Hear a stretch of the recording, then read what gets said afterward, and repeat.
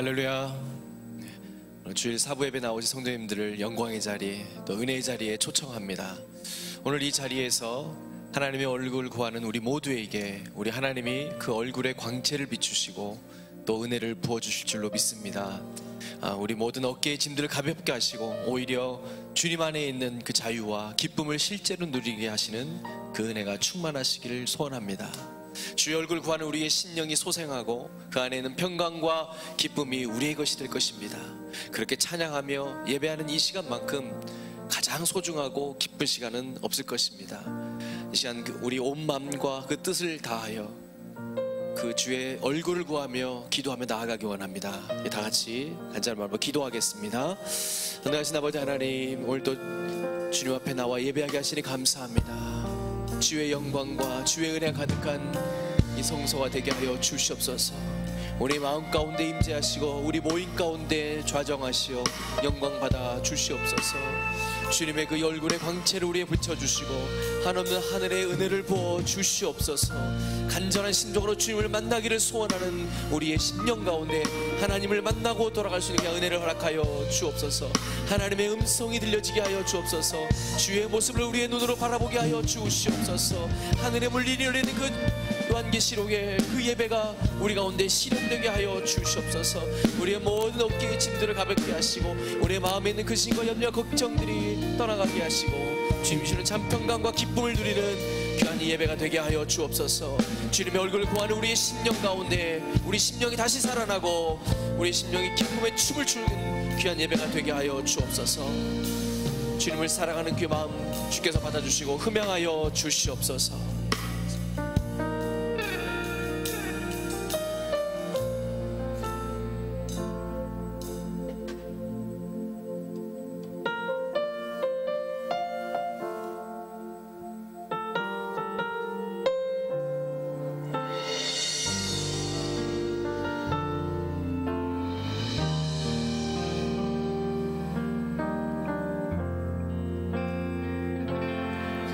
날이 저물어 갈 때 빈들에서 걸을 때 그때가 하나님의 때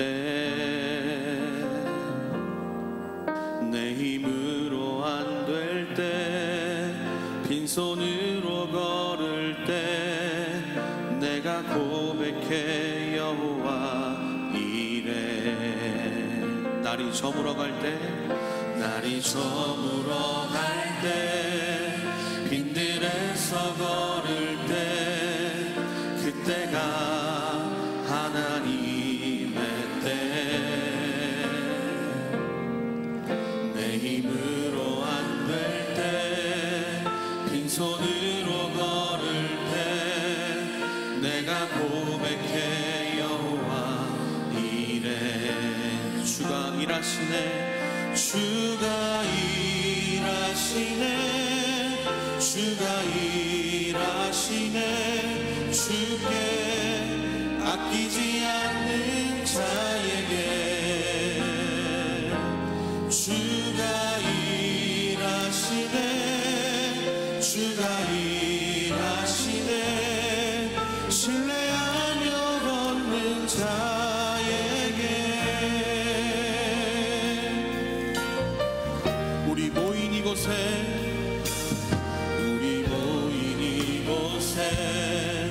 주님 함께 계시네.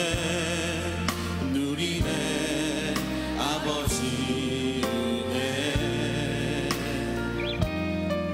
적은 떡과 물고기 내 모든 걸 드릴 때 모두 고백해 여호와. 한 번 더 고백할까요? 우리 모인 이곳에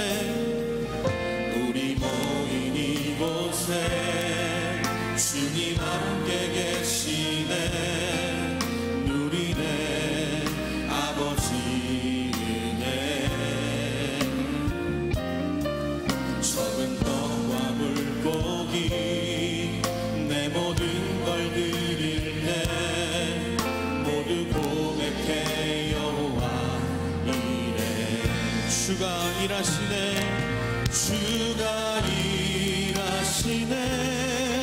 주가 일하시네. 주께 아끼지 않는 자에게 주가 일하시네. 주가 일하시네. 신뢰하며 걷는 자에게 주가 일하시네. 주가 일하시네. 주가 일하시네. 주께 아끼지 않는 자에게 주가 일하시네. 주가 일하시네. 신뢰하며 걷는 자에게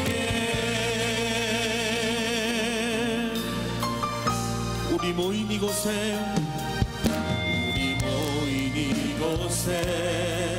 주님 함께 계시네. 누리네 아버지 은혜. 적은 떡과 물고기 내 모든 걸 드릴 때 모두 고백해요. 우리 한 번 더 고백하겠습니다. 우리 모인 이곳에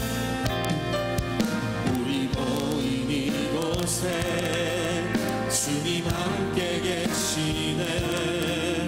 누리네 아버지 은혜. 작은 떡과 물고기 내 모든 걸 드릴 때 모두 고백해요. 믿음으로 고백합니다. 주가 일하시네. 주가 일하시네. 주께 아끼지 않는 자에게 주가 일하시네. 주가 일하시네. 신뢰하며 걷는 자에게 주님이 일하십니다. 주가 일하시네. 주가 일하시네. 주께 아끼지 않는 자에게 주가 일하시네. 주가 일하시네. 우리 믿음으로 한 번 더 고백합니다. 주가 일하시네.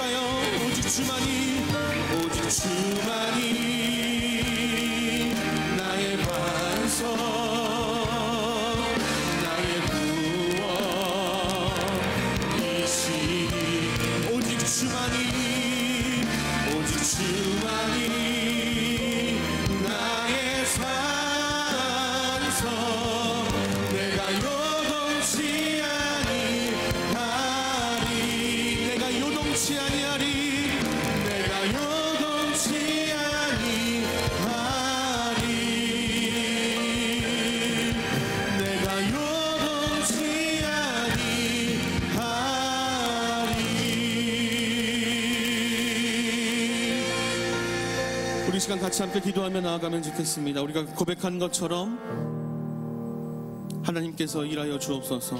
우리의 삶 가운데, 우리의 가정 가운데, 우리의 직장 가운데, 또한 우리 교회 가운데 하나님 역사하여 주옵소서라고, 하나님 일하시는 것을 우리가 보기를 원합니다. 하나님의 역사를 우리가 보기를 원합니다. 주님의 그 영광을 마주하기 원합니다. 우리가 함께 기도하며 나아가면 좋겠습니다. 같이 기도하겠습니다. 하나님, 주께서 신실하게 일하고 계시는 줄 믿습니다. 하나님, 우리가 주님을 신뢰하며 나아갑니다. 오직 주님만이 우리의 길이요 산성이요 우리의 반석이시니 하나님, 우리가 다른 것을 의지하지 아니하게 도와주시고 하나님만 의지할 수 있도록 인도하여 주옵소서. 주님만 믿고 나아갈 수 있도록 인도하여 주옵소서. 하나님의 그 위대한 역사 가운데, 하나님의 그 영광의 역사 가운데 우리가 함께 동참하게 하여 주옵소서. 우리의 삶 가운데 주님이 일하실 수 있도록 우리 그 영광의 보좌의 자리를 주님께 내어드렸으면 좋겠습니다. 하나님, 역사하여 주옵소서. 우리의 삶 가운데 일하여 주옵소서. 나의 가정 가운데 일하여 주옵소서. 주님만이 우리의 모든 것입니다. 주님만이 우리의 길이시고 생명이심을 고백합니다.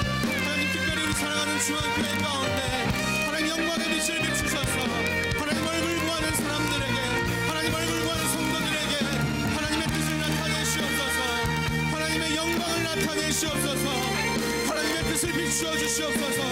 또한 믿음으로 고백하고 하나님을 신뢰하는 자를 통하여 하나님의 역사를 이루시고 하나님의 뜻을 나타내시기를 원합니다. 온 세상이 보고 할 수 있도록, 온 열방이 보고 할 수 있도록 주님의 영광을 나타내시고 하나님의 위대하심, 하나님의 전능하심이 온 열방 가운데 드러나기를 소원합니다. 하나님, 우리가 그 영광을 위하여 기도하게 하시고 우리가 그 영원한 하나님 나라를 위하여 간구하며 힘쓰며 애쓰며 애통하며 눈물로 기도하는 믿음의 교회가 될 수 있도록, 믿음의 성도들이 될 수 있도록 우리를 인도하여 주시옵소서.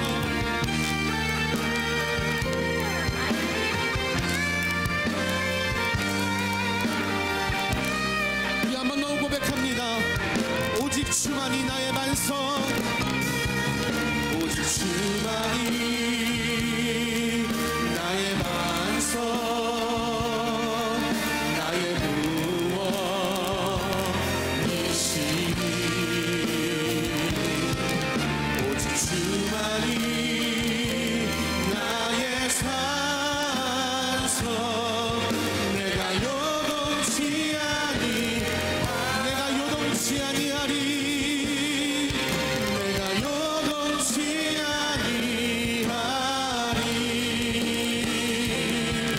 내가 요동치 아니하리. 우리의 삶의 반석 되시는 주님께 감사의 박수, 영광의 박수 올려드리겠습니다. 할렐루야. 우리 다 같이 자리에 함께 일어나셔서 박수 치면서 하나님 찬송하며 나아가면 좋겠습니다.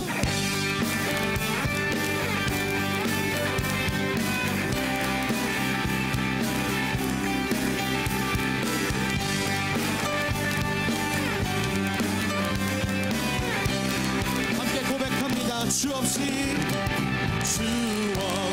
살 수 없네. 죄인의 구주여, 그 귀한 보배 피로 날 구속하시니,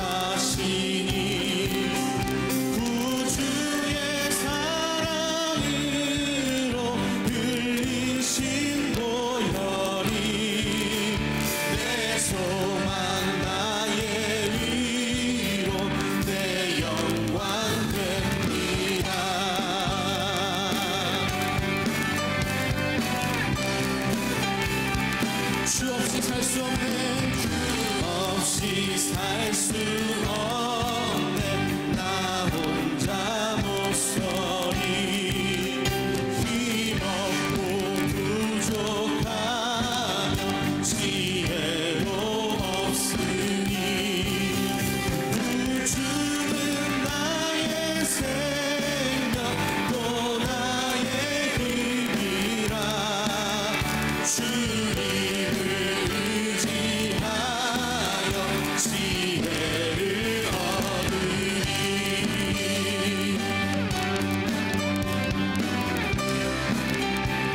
주 없이 살 수 없네.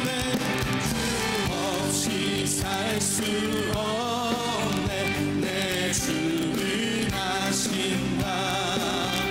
내 영의 깊은 간구 마음의 소원을 주밖에 나의 마음을 이 알아주리요. 내 마음을 위로하사 평온케 하시네. 주 없이 살 수 없네. 내 머리 위로 이 깊은 고독 속에 내 생명 끝나도 사랑은 풍랑일 때 날 지켜주시고 주 없이 계신 주님 늘 힘이 돼. 사나운 풍랑일 때 사나운 풍랑일 때 날 지켜주시고 내 곁에 계신 주 늘 힘이 됩니다. 힘이 됩니다.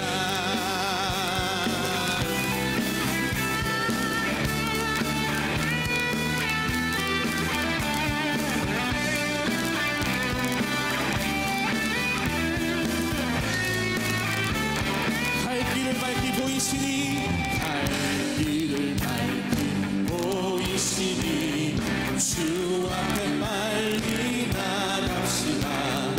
우리를 찾는 구주 예수 보노라 하시네. 죄악 벗은 우리 영혼을 기뻐 뛰며 주를 보겠네. 하늘에 계신 주 예수를 영원히 섬기리. 우리를 오라 하시는 말 기쁘게 듣고 즐겨하세. 구주를 믿기 지체 말고 속속히 나가세. 죄악 벗은 우리 영혼을 기뻐 뛰며 주를 보겠네. 하늘에 계신 주 예수를 영원히 섬기리. 주 오늘 여기 계시오니 다 와서 주의 말씀 듣세. 듣기도 하면 생각하니 참 미치시로다.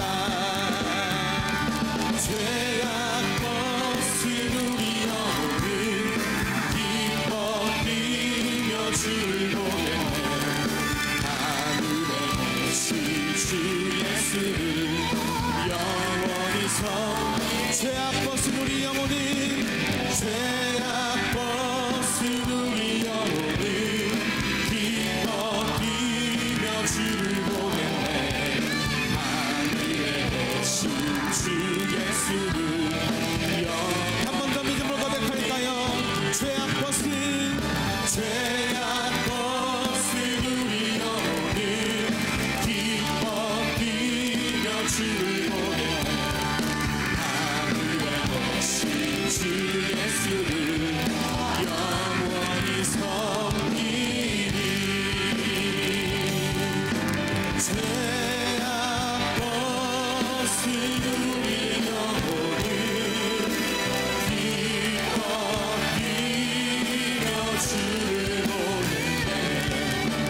하늘에 계신 주 예수를 영원히 섬기리. 우리를 큰 죄악 가운데서 건지셔서 갈 길을 보이시는 주님께 영광의 박수, 감사의 박수 올려드리겠습니다. 할렐루야, 아멘. 자리에 앉겠습니다.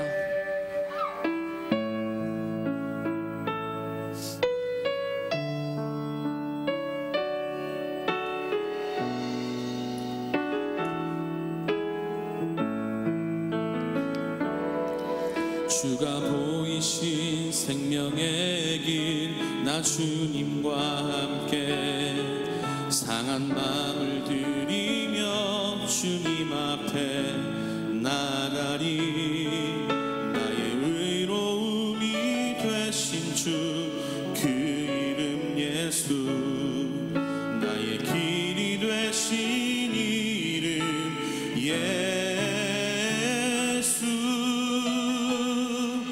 나의 길 오직 그가 아시나니 나를 단련하신 후에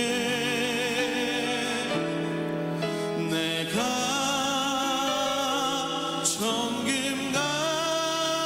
정금같이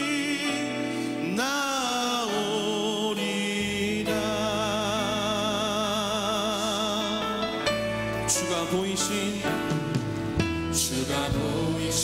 생명의 길 나 주님과 함께 상한 마음을 들이며 주님 앞에 나가리 나의 의로움이 되신 주 그 이름 예수 나의 길이 되신 이름 예수 나의 길 오직 그가 아시나니 나를 달려가신 후에 내가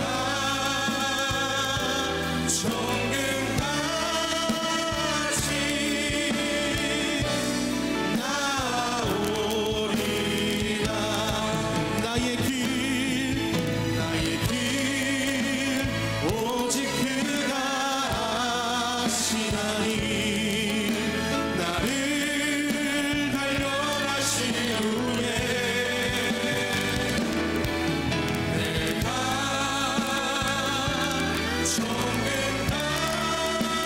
정금같이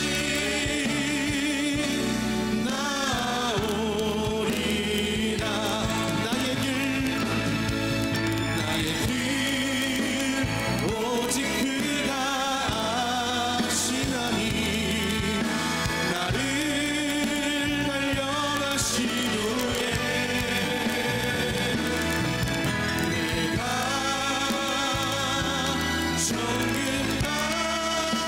정금같이 나오리 모든 영광과 존귀와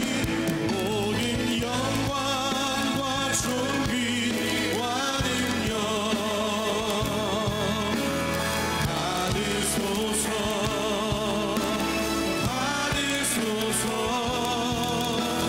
영광과 존귀와 능력 받으소서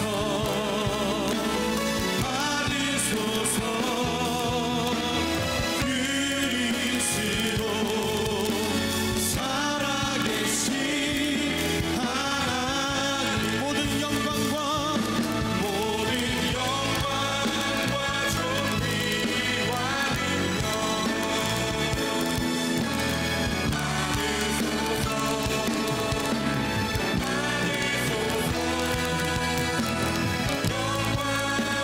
존귀와 능력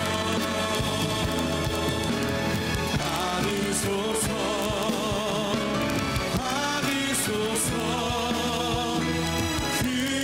그리스도 살아계신 하나님 모든 영광과 존귀와 찬송 주님께 올려드립니다. 하나님 우리가 고백했던 것처럼 우리의 삶으로 주님께 영광과 찬송 올려드리는 사람 될 수 있도록 인도하여 주옵소서. 하나님의 역사를 나타내며 하나님의 뜻을 드러내는 교회가 될 수 있도록 하나님 우리 중앙교회를 인도하여 주시기를 소원합니다. 감사드리며 예수님의 이름으로 기도드렸습니다. 아멘. 우리 하나님께 영광의 박수 감사의 박수 올려드리겠습니다.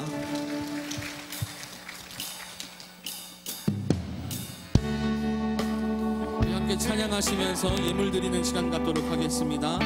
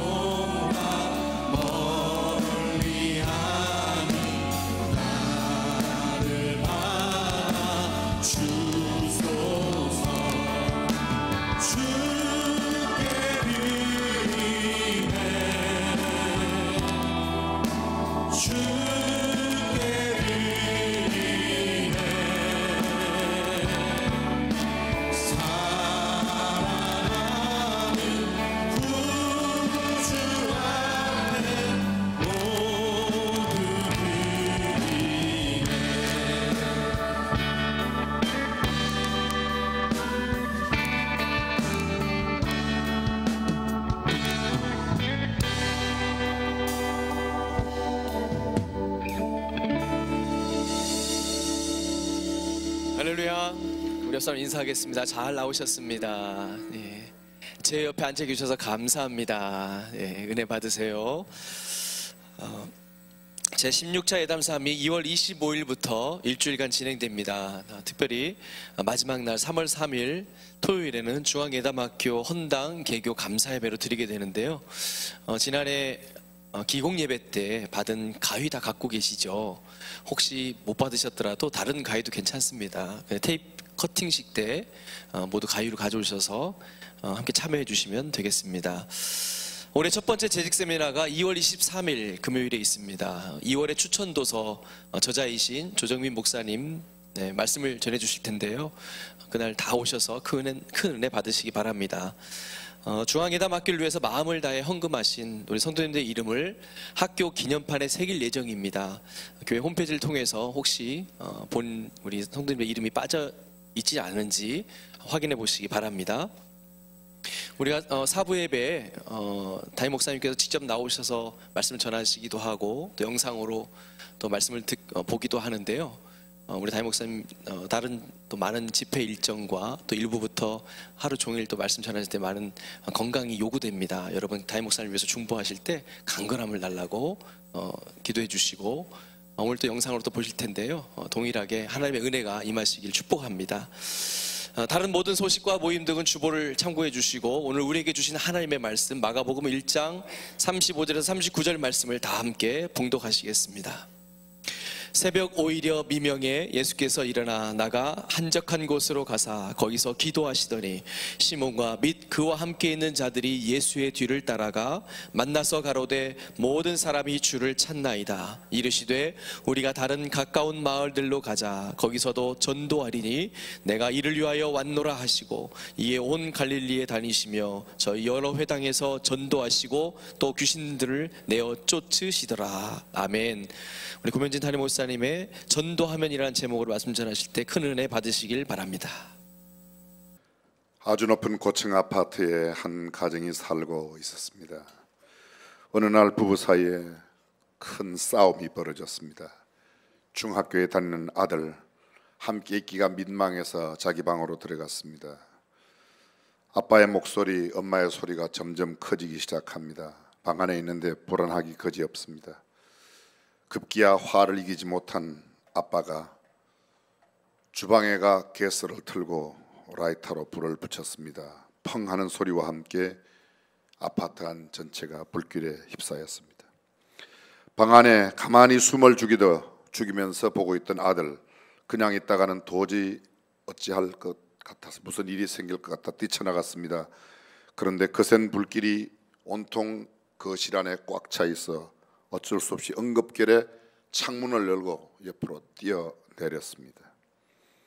순간에 벌어진 일이라 누구도 막을 길이 없었습니다. 어머니 아들의 이름을 부르며 뒤따라 뛰어내렸습니다.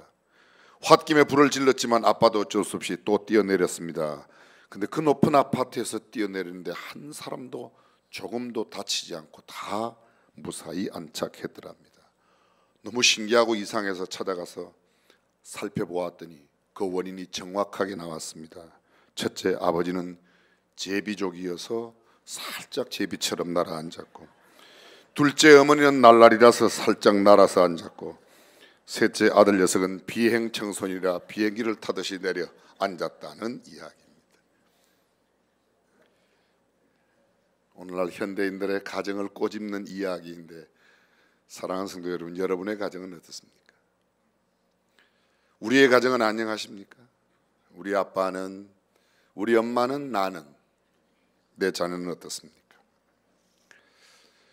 프랑스의 유명한 모파상이 쓴 소설 가운데 짧은 단편 목걸이, 아마 많은 분들이 읽으셨으리라고 생각이 되어집니다.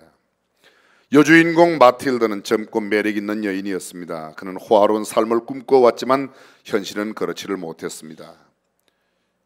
요새 우리나라로 말하면 교육부, 문부성의 하급 관리와 결혼했습니다. 마틸드는 채워지지 않는 욕구 때문에 늘 불만스러웠습니다. 그러던 어느 날 남편이 장관이 초청하는 부부 초청 만찬의 자리에 초대를 받았는데 마틸드는 전혀 기뻐지가 않았습니다. 왜냐하면 변변하게 입고 갈 만한 옷이 없었기 때문이었습니다. 투덜거리는 남편 앞에 투덜거리는 그 아내가 남편 앞에서 이야기를 하니까 남편이 자기가 그동안 모아두었던 걸 달달 다 모아서 400프랑짜리 멋지고 거대한 옷을 한 벌 샀습니다. 마틸드는 옷은 마음에 드는데 그냥 갈 수가 없습니다. 자기에게 달 수 있는 장신구가 하나도 없었기 때문에 국리 끝에 부자 친구를 찾아갔습니다. 잔느 포레스트라고 하는 친구를 찾아가서 아주 좋은 목걸이를 하나 보게 됩니다. 까만 비단포에 쌓이는 다이아몬드 목걸이를 보는 순간 그것을 차고 가면 될 것 같아서 친구에게 이야기하였더니 그 친구가 선뜻 빌려주었습니다. 그날 저녁 파티에서 마틸드는 단연 최고의 인기를 얻었습니다. 황홀했던 순간도 잠시 지나갔습니다. 새벽 4시쯤 되어 모든 파티를 마치고 집으로 돌아왔습니다. 다시 한번 거울 앞에서 자신의 모습을 비춰보는데 깜짝 놀랐습니다. 목걸이가 없어진 겁니다. 이 목걸이가 어디에 떨어졌을까? 남편과 함께 목걸이를 아무리 찾았지만 전혀 찾을 수가 없었습니다. 얼마나 불안한 가운데 시간을 보내고 있다가 할 수 없이 보석상에 찾아가서 가장 비슷한 다이아몬드 목걸이를 보았더니 얼마나 비싼지 36,000프랑이나 하는 겁니다. 약간 놀라는 신용을 해주십시오. 36,000프랑. 남편 자기 아버지로부터 물려받은 재산을 싹 다 정리하였더니 18,000프랑이에요. 절반밖에 되지 않습니다. 36,000. 친지와 이웃들에게 돈을 열심히 빌렸습니다. 그래서 드디어 그 36,000프랑짜리 다이아 목걸이를 사서 주인에게 돌려주었습니다. 그로부터 10년 동안 그들은 아무것도 하지 못합니다. 물려받은 재산 다 썼고 빌린 것들 갚느라고 얼마나 애를 쓰고 죽을 고생을 하며 열심히 해서 10년 동안 그것을 다 해서 갚았습니다. 어떤 날 이 마틸드가 파리의 쌍제리제 거리를 걸어가는데 옛 친구 10년 전에 목걸이 빌렸던 그 친구를 만납니다. 근데 그 친구가 나를 알아보지 못하는 겁니다. 이 잔느 프레스트가 자신을 못 알아보는, 너무 얼굴이 상해서 드디어 알아보게 되었는데 이야기를 합니다. 왜 이렇게 얼굴이 상했냐 그랬더니 이제는 10년 전 일이라 이야기를 하는 겁니다. 10년 전에 내가 그때 너의 목걸이를 빌려가지 않았냐. 그래서 그때 이렇게 해서 갚고 그 돈 갚느라고 10년 동안 죽을 고생을 다 했다고 그랬더니 아이고 불사, 그게 그렇게 고생할 일인데 그게 가짜 목걸이였는데 당신은 이렇게 10년 동안이나 고생을 했다고. 자초지종을 다 들은 그의 친구 깜짝 놀라듯이 말한 이 가엾기도 하고 너무 안타깝기도 하지만 그러나 어쩔 수는 없었습니다. 아무런 가치도 없는 가짜 목걸이를 위해서 그들 부부는 10년 동안의 삶을 허비했습니다. 사랑하는 성도 여러분, 혹시 우리의 모습은 어떻습니까? 가치 없는 것을 위하여 그렇게 인생을 살고 있는지는 모르겠습니다.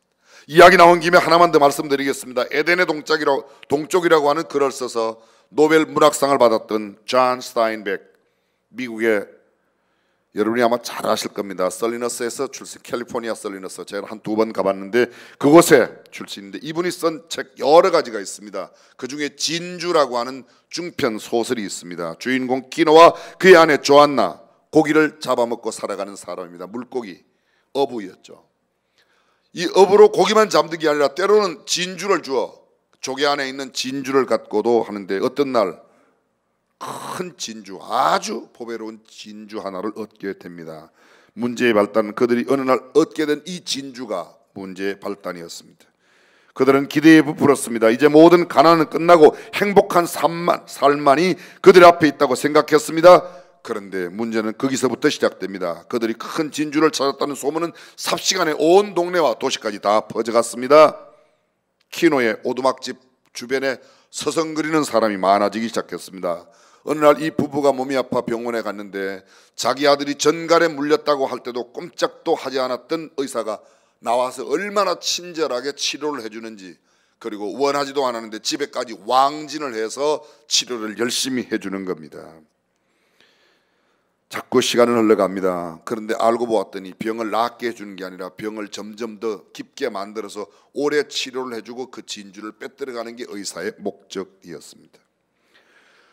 도시에 있는 진주 장사들은 이 집에 진주가 귀한 것이 있다는 것을 알고 어떻게 해서든지 그 진주를 가져가려고 헐값에 사기 위해 온갖 농간을 다 부립니다.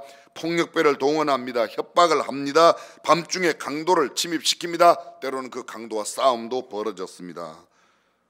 이 진주 때문에 이 부부의 삶은 완전히 다 무너져 버리고 말았습니다.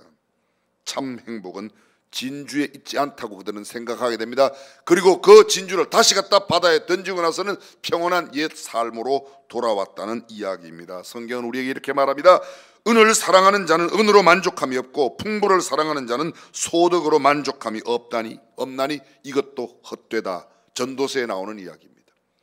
전도서 기자가 이렇게 말합니다. 헛되고 헛되며 헛되고 헛되니 모든 것이 헛되다. 우리는 가지고 가지 못할 것, 유한한 것, 없어질 것, 썩어질 것 위하여 지금 수고하고 애쓰고 있는지도 모르겠습니다.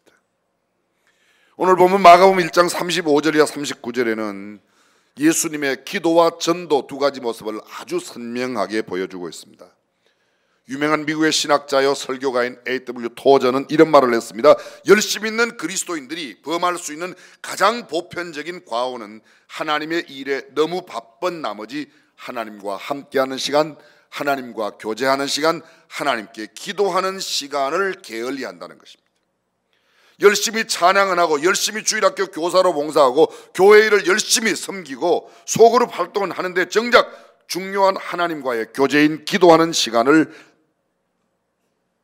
완전히 다 배제해버려서 기도하는 시간이 없는 그런 사람.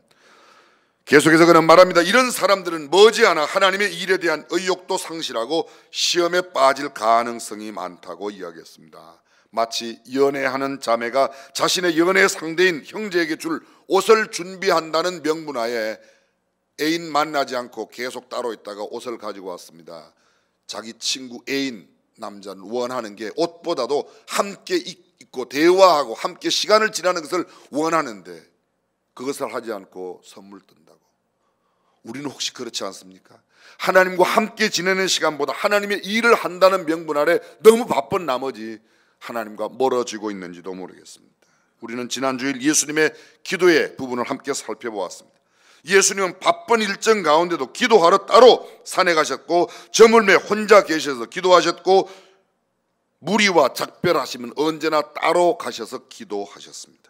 예수님은 수시로 한적한 곳에 가셨습니다. 예수님은 침례를 받으시고 기도하셨습니다. 예수님의 공생의 시작도 40일 동안에 금식하며 기도하신 뒤에 출발하셨습니다. 예수님은 12 제자를 선택하기 전날 밤새도록 기도하셨습니다. 예수님은 변화산에 가셨을 때도 기도하시는 가운데 변화되셨습니다. 예수님은 주의 만찬을 제정하실 때에도 기도함으로 축사하시고 떡을 떼어주시고 축사하시고 잔을 함께 나누어 주셨습니다. 예수님은 잡히시던 마지막 밤에도 겟세마네 동산에서 피와 땀이 쏟아져 나오도록 기도하셨습니다. 특히 오늘 본문 마가복음 1장 35절 예수님의 새벽 기도를 우리에게 자세하게 보여주고 있습니다. 35절을 다시 한번 보십시오. 새벽 오히려 미명에 예수께서 일어나 나아가 한적한 곳으로 가사 거기서 기도하시더니 시몬과 및 그와 함께 있던 자들이 예수의 뒤를 따라가 만나서 가로되 모든 사람이 주를 찾나이다. 이러시되 우리가 다른 가까운 마을들로 가자. 거기서도 전도하리니 내가 이를 위하여 왔노라 하시고 이에 온 갈릴리에 다니시며 저희 여러 회당에서 전도하시고 또 귀신들을 내어 쫓으시더라. 여기 보십시오. 새벽 오히려 미명에 한적한 곳에 가서 기도하셨습니다. 시몬과 그와 함께 했던 사람들이 예수님의 뒤를 따라갔는데 모든 사람이 주를 찾는다고 예수님 새벽 기도 끝나고 나오실 때인지 아니면 새벽 기도를 계속하고 있는 가운데 깨워서 이야기하는지 지금 모든 사람이 예수님을 찾고 있습니다. 그러면 예수님의 반응 어떠해야 할까요? 누가 나를 찾아가서 내가 만날까? 그런데 성경은 이렇게 되어 있습니다. 우리가 다른 가까운 마을들로 가자. 거기서 전도해야 된다. 나는 전도를 위하여 왔다고 말씀하십니다. 여러분 이 35절 바로 직전 상황 32절에 보십시오. 저물어 해질 때에 모든 병자와 귀신 들린 자를 예수께 데려오니 온 동네가 문 앞에 모였더라. 예수님 계신 문 앞에 온 동네가 함께 모여 있습니다. 예수께서 각색 병든 많은 사람을 고치시며 많은 귀신을 내어 쫓으시되 귀신이 자기를 알므로 그 말하는 것을 허락지 아니하시니라. 수많은 사람들이 온 동네 사람들이 예수님이 계신 문 앞에 왔습니다. 그 다음날 예수님께서 새벽에 일찍 기도하시는데 시몬과 그 제자들이 와서 예수님께 말합니다. 많은 사람들이 지금 예수님을 찾고 있습니다.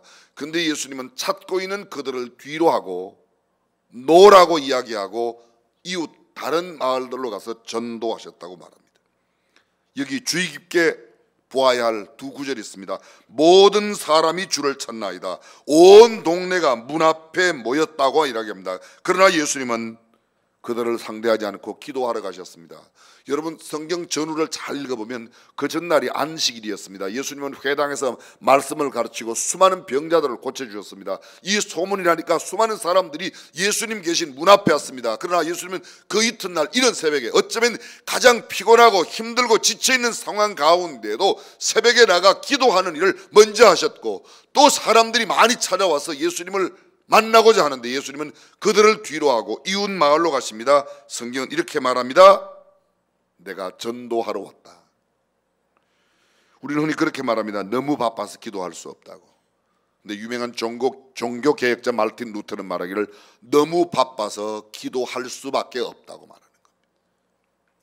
바쁘면 바쁜 일을 뒤로 하고 기도할 때 쉼과 안식을 얻을 수 있습니다. 영적인 재충전을 얻을 수 있습니다. 바쁜 일들에 대한 우선순위가 주님 앞에서 찾을 수가 있는데, 우리가 바쁜 일에만 가보면 모든 순서가 무너져 버립니다. 지쳐버립니다. 이내 더 이상 신앙생활을 건강하게 하기 어려운 상황이 되어버리고 맙니다.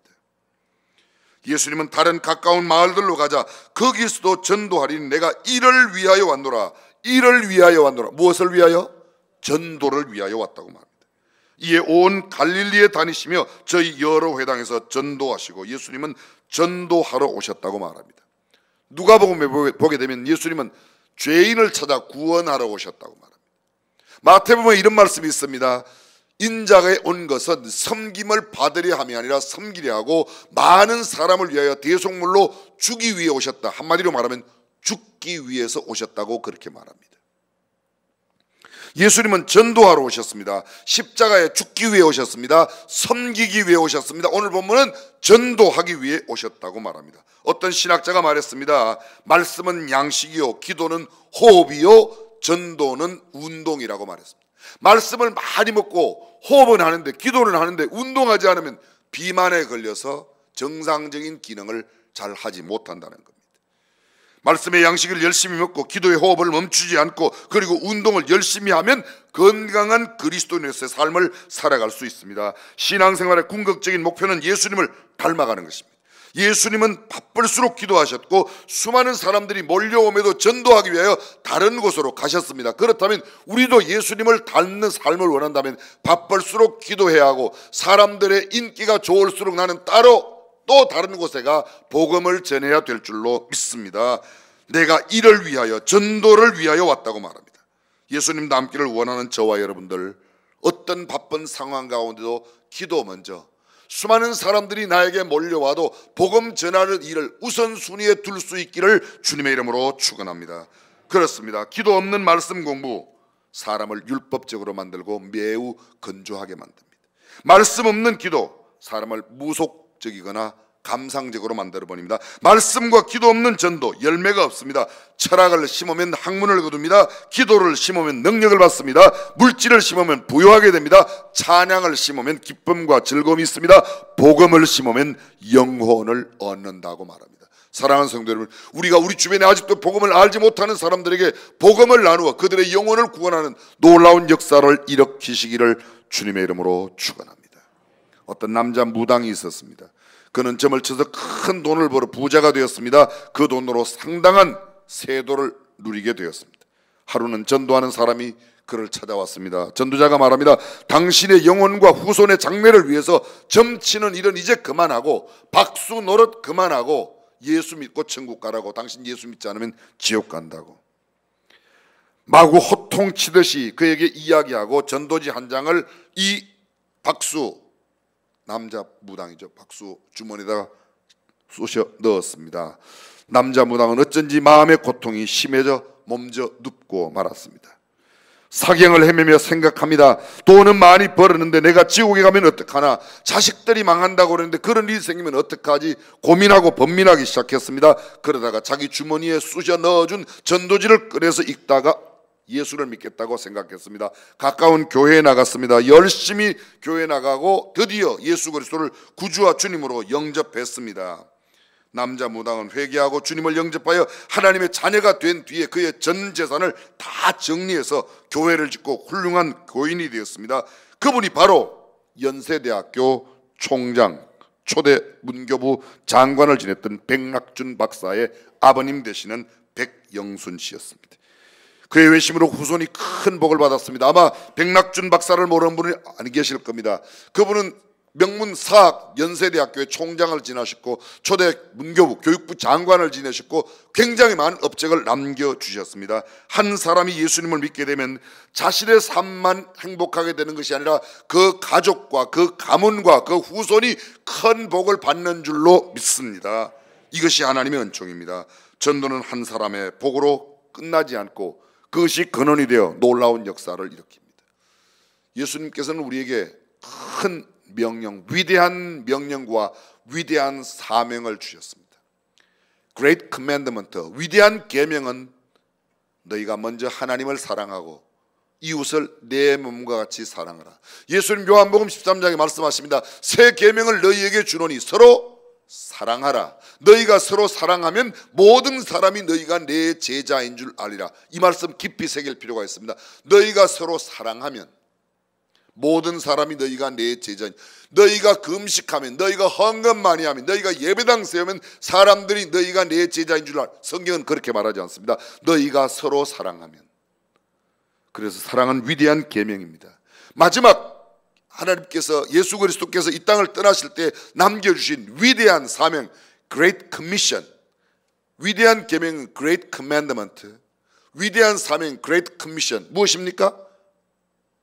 아버지께서 하늘과 땅의 모든 권세를 내게 주셨으니 그러므로 너희는 가서 모든 족속으로 제자를 삼아 아버지와 아들과 성령의 이름으로 침례를 주고 내가 너희에게 분부한 모든 것을 가르쳐 지키게 하라. 이것이 바로 위대한 사명입니다.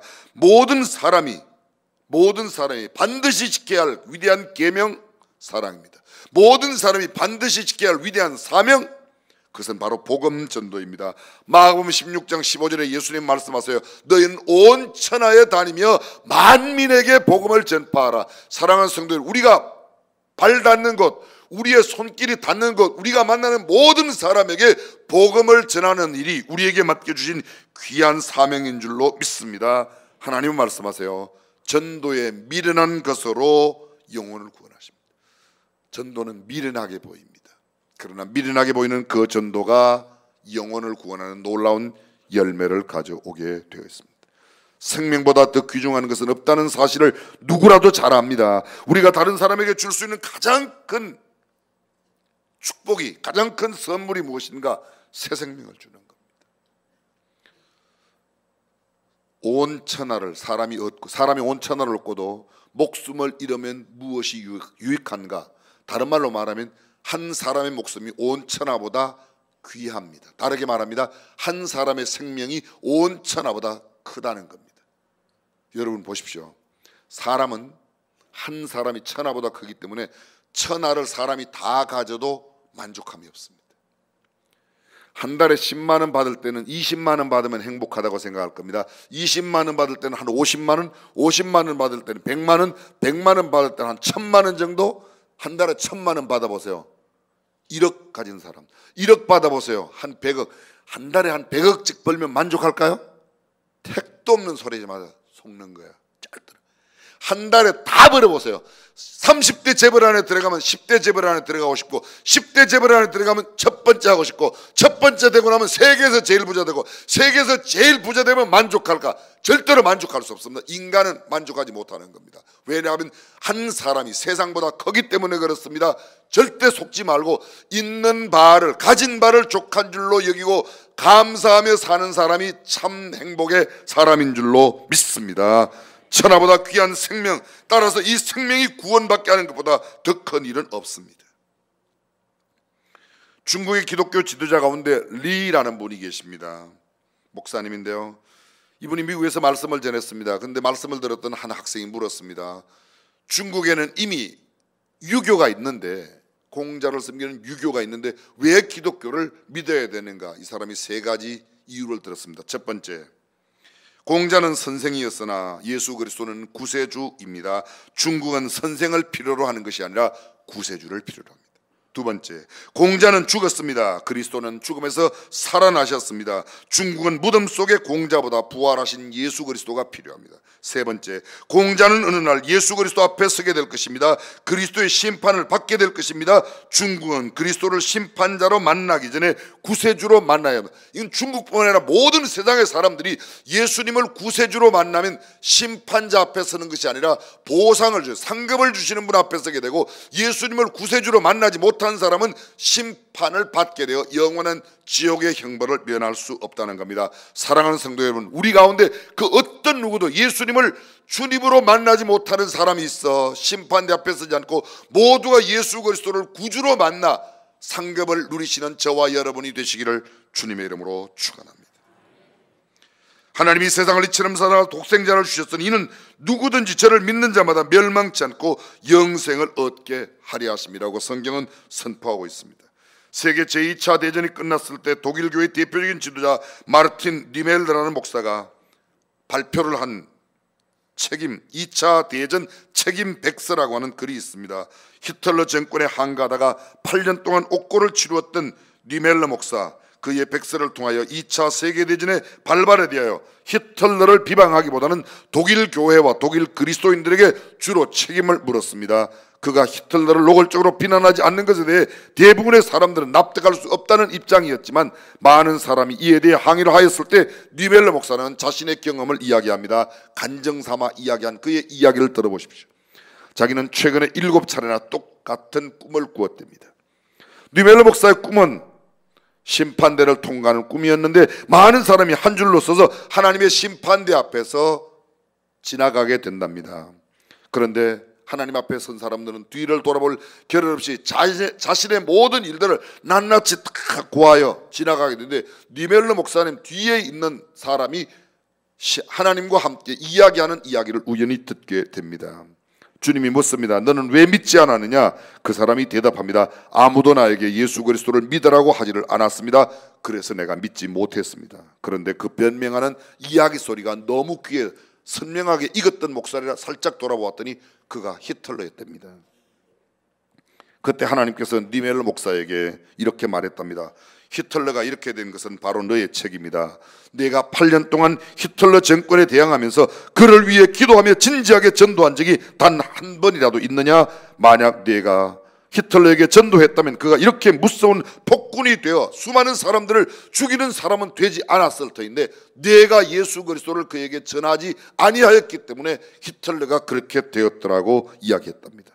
그 꿈을 한 번만 꾼 것이 아니라 동일하게 7번이나 꾸고 난 뒤 이 꿈이 저로 하여금 생각을 바꾸게 했습니다. 니멜르 목사는 고백합니다. 그때까지 자기는 히틀러가 죽기를 원하기만 생각하였고 히틀러 없어지기만 생각했는데, 한 번도 히틀러의 영혼을 생각하며 복음을 전한 적이 없는 자신의 책임이라고 생각했습니다. 가만히 생각해 보십시오. 우리 북한의 김일성, 김정일, 김정은, 저거 빨리 죽었으면, 빨리 없어졌으면, 맨날 이런 생각만 우리 많이 했죠, 그렇죠? 저만 그런 생각을 했나요? 정말 그 영혼에, 북한에 있는 잃어버린 영혼들에게 복음을 전해야 된다고 우리가 생각하며 얼마나 부러지게 봤는가. 남 비방하는 것은 정말 잘합니다. 특히 정치권을 향해서 비방하는 데는 세계적으로 어느 나라 할 것 없이 아마 한국도 1, 2등 다툴 거예요, 그죠? 근데 그들을 위해서 기도해 봤습니까? 성경 속에 늘 말씀드리지만 성경 속의 선지자들이 정치인들을 위해서 인하여, 또 정치인들을 향해서, 아니면 나라를 향해서 굉장히 쓴소리를 많이 했습니다. 그런데 그들은 그 쓴소리를 하기 전에 자기들의 마음을 찢고 옷을 찢으며 그들을 위하여 애곡하고 기도했습니다. 그 일이 먼저 있고 난 뒤에 그들에게 그렇게 해야 돼요. 근데 우리는 비방은 먼저 하고 내 마음의 옷을 찢지 않습니다. 이것이 우리의 잘못입니다. 우리 독일 그리스도인들과 나는 그에게 복음을 전하기 위하여 진지하게 접근하지 못한 책임을 느껴야 합니다. 그러므로 전쟁의 책임은 히틀러에게 있는 것이 아니라 바로 그에게 복음을 전하지 않은 독일 교회와 독일 성도들이 그 책임이 있다고 그는 회개를 촉구했습니다. 600만의 유태인을 학살했던 히틀러, 우리는 너무나 잘 알고 있습니다. 히틀러가 사형 언도를 받을 때 바로 그 옆에 본 회퍼, 목사님이 방청석에 있었답니다. 판사가 일일이 죄상을 신문하였습니다. 그리고 사형 언도를 내리기 전에 말합니다. 마지막으로 할 말이 없는가? 마지막 할 말이 있는가? 있으면 하라고 그랬습니다. 그때 히틀러가 이런 말을 했다고 합니다. 나는 지상에 있는 모든 그리스도인들을 증오합니다. 나는 지옥에 가서도 그리스도인들을 증오할 것입니다. 이유가 있습니다. 내 옆에 그리스도인들이 많았음에도 불구하고 나에게 천국과 지옥에 대하여 알려준 그리스도인들은 단 한 명도 없었습니다. 솔직히 말합니다. 나는 지옥에 가는 것이 억울합니다. 그리스도인들이 내게 알려주지 않아서 지옥에 가기에 나는 지옥에 가서도 그리스도인들을 증오할 것입니다. 오늘 히틀러의 이야기가 우리 주변에 아직 예수를 믿지 않는 사람들의 이야기로 우리에게 들려진다면 우리가 그냥 있어서는 아니 되겠죠. 고린도전서 9장 16절에 바울은 말합니다. 내가 복음을 전할지라도 자랑할 것이 없으면 내가 부득불할 일임이라. 만일 복음을 전하지 아니하면 내게 화가 있을 것이라고 이야기합니다. 에스겔서에 있는 말씀, 그 악인이 악한 길에 있을 때 그 악인을 깨우치지 아니하면 악인은 악한 길에서 죽겠지만 그 악인의 핏값을 내가 너희에게서 찾겠다, 우리에게서 찾겠다고 말씀하고 있습니다. 사랑하는 성도 여러분, 잃어버린 영혼들을 향한 애틋한 마음을 갖고 그들에게다가 복음을 나누고 그들에게 구원의 메시지를 전하여 주는 저와 여러분이 되시기를 주님의 이름으로 축원합니다. 전도하면 전도의 본이 되신 예수님을 닮은 삶을 사는 게 됩니다. 전도하면 주님의 지상 명령을 준행하는 말씀의 순종의 사람이 됩니다. 전도하면 영혼을 얻습니다.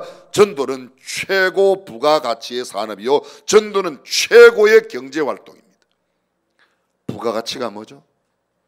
원가는 5원인데 10원인데 거기에 무언가를 가공을 하였더니 기술을 넣었더니 이것이 비싸게 되었다. 그 부가된 가치가 높으면 고부가가치라고 말합니다.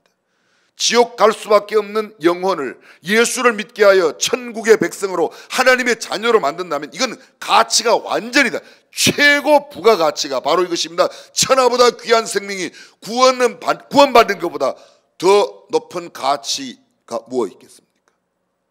전도는 최고 부가가치 산업입니다. 이 수준 높은 이야기에 아멘 좀 하시길 바랍니다. 아멘. 아멘만 하지 말고 가서 해야 되겠죠. 경제 원칙이 뭐죠? 경제 원칙이 뭐냐고 여쭤봤어요. 최소의 노력이나 비용을 들여서 최대의 효과, 열매를 얻는 게 경제 원칙이에요. 가장 적게 투자하고 가장 많이 얻는 것, 그게 뭐겠습니까? 복음을 투자하여 영혼을 얻는다면 한 영혼은 천하보다 귀한데 어떤 회사 돈 얼마 받는 것보다 훨씬 더 큰 경제 활동, 복음 전하는 겁니다. 보험 파는 게 아니에요. 증권 투자하는 게 아니에요. 부동산 투자하는 게 아니고 제조업하는 게 아니라 제조업 가운데 가장 유명한 제조는 그리스도인들을 만드는 이 사업, 그것이 가장 큰 경제 활동이라고 믿습니다. 표현이 좀 그렇지만 이해하면 아멘 해도 괜찮아요. 아멘. 그렇습니다. 그게 최고의 경제 활동입니다.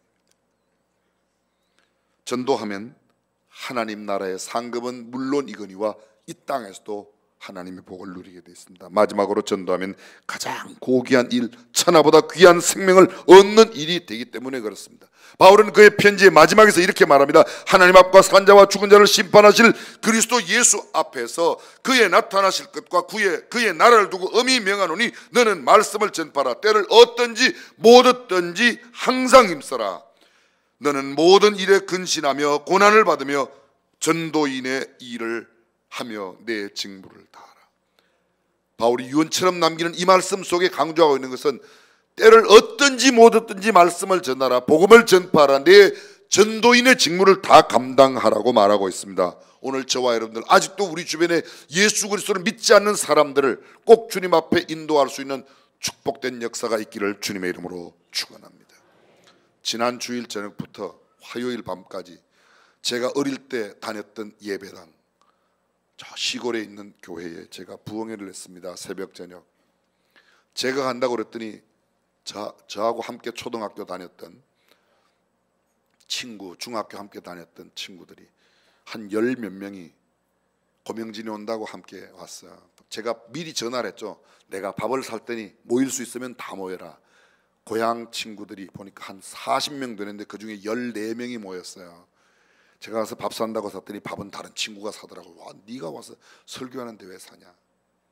근데 그 중에는 교회 집사하다가 방학한 지 오래된 친구도 있고, 와이프는 교회를 열심히 나가는데 남편은 아직도 안 나가는 친구도 있고, 제가 밥을 살 테니까 밥을 먹으라고 그랬더니 밥을 열심히 먹어요. 옆에 한 친구가 그러더라고요. 오늘은 고목사 왔으니까 술 먹지 말자. 한 사람만 술은 열심히 마시고 다른 사람은 술을 아무도 안 먹었습니다. 그리고 그날 저녁에 예배당에 다 왔습니다. 술 먹은 친구는 술 냄새 많이 난다고 왔다가 잠깐 있다가 가고 나머지는 끝까지 참여했습니다. 그 이튿날도 또 왔습니다. 근데 방학했던 친구가 야, 나 다시 복학할게 그러더라고요. 와이프는 교회 나오는데 남편은 교회 안 나오던 친구, 그 친구는 사업으로 꽤 성공한 친구인데 그 친구가 저한테 이야기합니다. 야, 명진아, 네가 설교 얼마나 잘하는가 보려고 내가 왔는데 너 설교 들어보니까 나도 예수 믿어야겠다. 그리고 예수 믿겠다고 등록했습니다. 제 친구 예수 믿은 게 그렇게 여러분 마음 불편하세요? 얼마나 제가 기쁜지요. 그 와이프는 날아갈 것 같은가 봐요. 그 예수 믿은 그 친구 아버지는 대한민국 조계사, 부산에 있는 범어사, 절을 지었던 우리나라 유명한 절간에 있는 단층까지 거리는 아주 유명한 목수예요. 대목입니다. 자기는 자기 아버지 생각해서 그 집의 별명이 절집이에요. 절 짓는 집이니까. 그 친구가 드디어 나이 환갑이 지나서 예수 믿겠다고. 할렐루야. 사랑하는 성도 여러분, 복음은 누구에게나 전하면 반드시 영혼을 구하게 되어 있습니다. 금년 한 해 동안 오늘 꼭 말씀대로 나 영혼 구원하는 이 최고 부가가치에 가장 중요한 하나님의 말씀에 순종하며 살겠다는 각오와 결심을 갖고 금년 한 해 꼭 한 영혼 이상 구원하는 축복된 역사가 있기를 주님의 이름으로 축원합니다. 기도하겠습니다.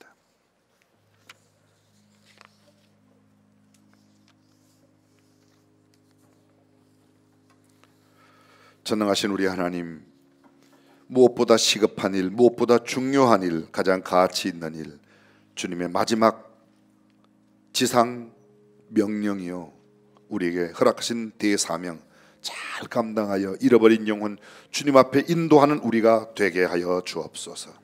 우리 주님 예수님의 이름으로 기도합니다. 다 함께 자리에 일어나셔서 우리 말씀 생각하시면서 함께 찬양하겠습니다.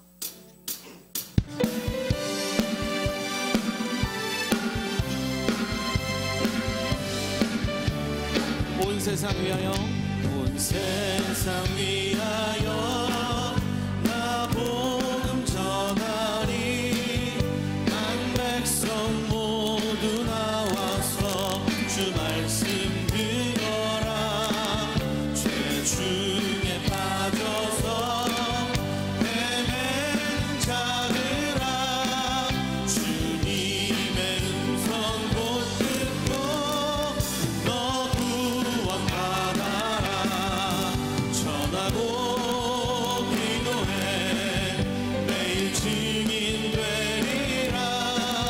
세상 모든 사람들 듣고 그 사랑 알도록 전하고 기도해 매일 증인 되리라. 세상 모든 사람들 듣고 그 사랑